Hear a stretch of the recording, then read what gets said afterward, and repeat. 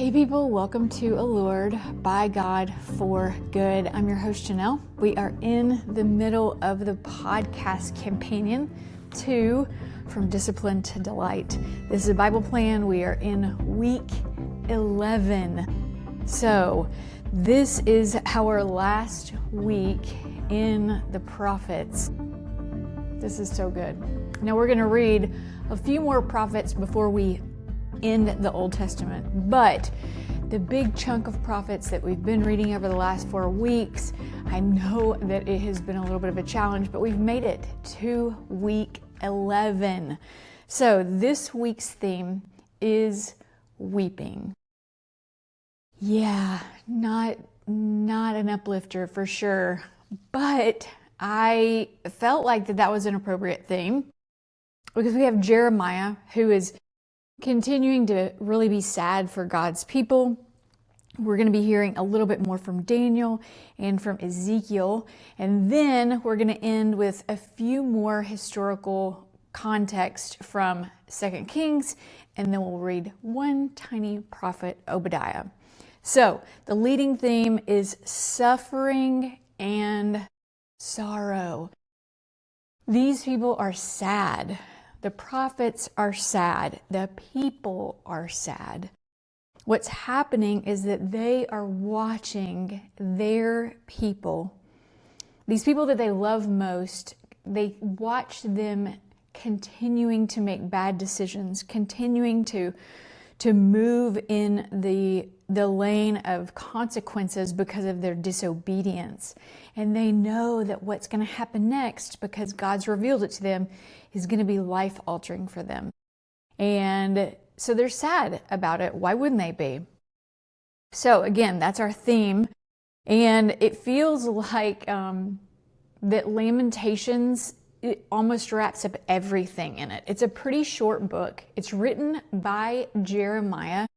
And you'll read in this summary at the beginning of the week that I talk about that it was not uncommon for people to write their worship or their songs lamenting. It was a natural part of life. It is for us as well. Not just at a funeral, not just when we get bad news at the doctor's office, but it also is the reality that we can lament and be sad about expectations that weren't met, about dreams that weren't discovered or finalized, or revelations that didn't come to pass. All of these can be reasons why we lament, and we can still worship in the middle of that. So just realize that Lamentations is that book that I want you to read and know that God's people have experienced this disobedience and then the consequences of it. They're remembering what they've done, and then they're crying and they're weeping. But it is also an act of worship. And so those things can go together. So here's what you don't want to miss this week. You don't want to miss God's faithfulness, because the prophets remind us of that over and over again. Even with the disobedience, even in the dryness and the death, even in freedom and captivity, God's faithfulness is just that. It's faithful. It's true. It's certain. He's there, whether God's people were in this land of freedom or in captivity like he told them. And so don't miss it. Ezekiel 37, I don't want you to miss.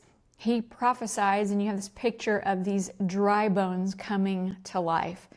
It is definitely another wild vision that Ezekiel had, but it is also so practical and relevant to our own lives, and that God can take things that look dead, that seem dry, that seem to have no life in them, and with his very breath, he can bring them back to life. And then in Jeremiah, again, Jeremiah writes Lamentations 3, and I want to read this. It's in our book, but I want to read it as a reminder. I always want to bring us back to Scripture. And it says this in these verses in Lamentations 3, verses 19 through 25. I remember my affliction and my wandering, the bitterness and the gall. I well remember them, and my soul is downcast within me. Yet this I call to mind, and therefore I have hope. Because of the Lord's great love, we are not consumed, for his compassions never fail.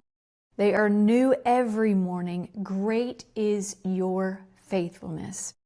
I say to myself, the Lord is my portion, therefore I will wait for him. The Lord is good to those who hope in him, to the one who seeks him.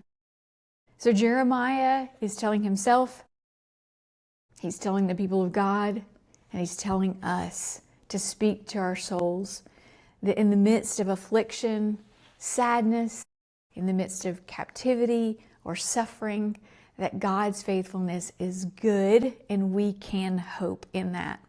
Okay, couple tips for this week. Don't try to understand what you don't understand. I'm coming back around a few of these as we are in these weeks of the prophets. So just read it. Just keep going, especially when we get to the end of Ezekiel. And I'm going to tell you in just a second about the thread there.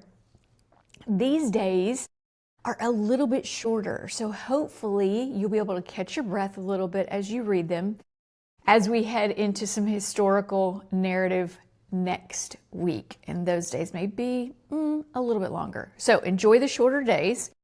And then this is our last week in the prophets. But again, we're going to be finishing up in Ezekiel. And at the end of Ezekiel is this thread that you're not going to see quite yet. Okay, but I want to connect the beginning part and I'm going to tell you about the ending. Okay, because Ezekiel is right here in the middle of the Old Testament. But if you'll remember just a few books ago, that Solomon built the temple. David wanted to do it.